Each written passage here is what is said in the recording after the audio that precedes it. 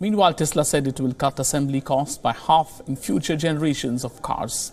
Musk had been expected to lay out a plan to make a small, affordable electric vehicle that would broaden its brand's appeal and fend off competition. But by late in the presentation, executives had not detailed new vehicle model plans or new financial targets for the year.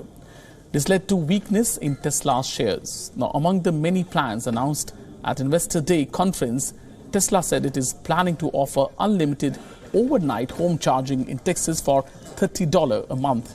It's a move that echoes the transformation in mobile phone billing. Electric car maker Tesla also needs to invest more to raise its manufacturing target.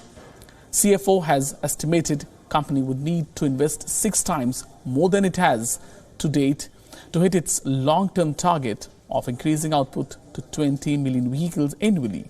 It's a tenfold increase from current capacity. It has captured mass market and it is critical to Tesla's goal of 20 million vehicles in annual production by 2030. Tesla stock is down about half from its November 21 peak, but it has rebounded more than 60% this year. Automaker has only 4 models, all priced towards market's higher end.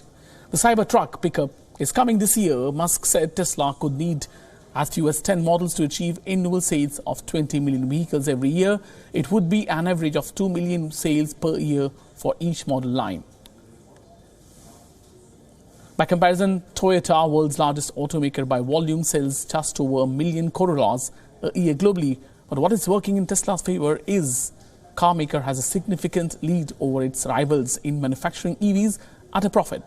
Tesla has outperformed industry in recent years, increasing deliveries rapidly despite pandemic and supply